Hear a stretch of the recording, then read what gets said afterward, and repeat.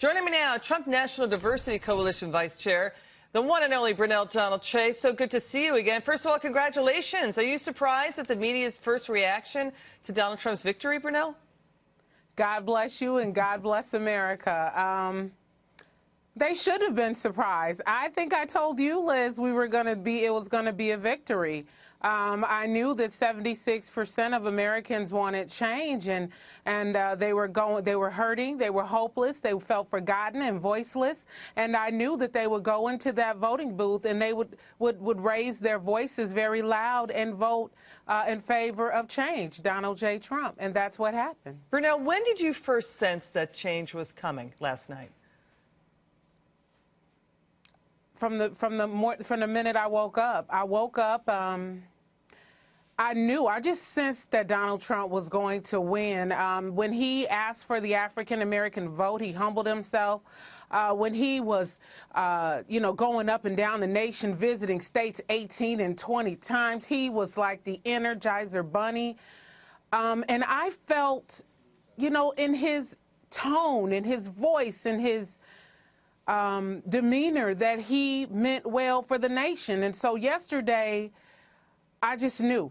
I knew it in my heart, I knew it in my soul that he was going to be the next president, and I'm so glad that he is. Brunell, I love your thoughts on this, the final newspaper endorsement count. What do you make of this? It was Clinton 57, Trump 2. Do you think the silent majority cares about newspaper endorsements now? No, what people want is something they can feel. And, we were hearing about all these big numbers that were going up under the president, our current president, but no one was feeling it on the ground. And so I think that with the media, the way Donald Trump was bombarded and mistreated and disrespected, it had the reverse effect. I think they thought that they were going to turn voters off, but I think what happened is people actually started to go and listen to the messages that Donald Trump was putting out. He was talking about everything, if you're an American, you're concerned about. Second Amendment, the Supreme Court, jobs, NAFTA deals, making sure tougher immigration laws, school choice. All of those are American issues. It doesn't matter whether you're black, white, Arab, Hispanic, or Chinese. Those are all issues facing Americans. Yeah, it's interesting what you just said. According to the exit polls, more than 80% of white evangelical and born-again Christians voted for Mr. Trump. So we have the evangelical vote there. We have people of numerous faiths in this country and people who may differ, certainly differ with the evangelicals. We've got gay people. We've got all sorts of faiths. We've got all sorts of cultures in this country. Beyond the evangelical vote, how do you think Donald Trump will unite the country? It needs to heal, Brunell. I think you'd agree with that, right?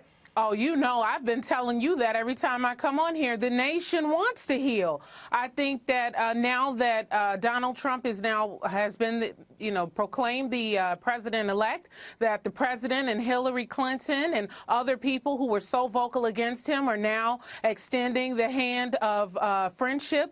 I believe that's going to bode well for our nation. And then with respect to the evangelicals, remember, you and I were talking about this. I told you that the people of God would open up and they would speak with a mighty voice, because remember, we were talking about the Christians feeling persecuted in our own country. We can't say God bless you without people watching you crazy. You can't say Jesus. And so it was so important for the religious community to be able to say, hey, we're Christians and we love people despite their lifestyles. We are taught to love, and so that's what's going to happen in the nation. I believe there's going to be once all the feelings are, out of there, we're going to have a big old love fest in this country with the jobs growing. We love you on the show, Brunell, and everybody loves you. And I love you guys so much, You're a too. social media star and a TV star now, Brunell. Thank you so much for your time. We really appreciate you, and thank you for your service to the country. Thank you, Brunell.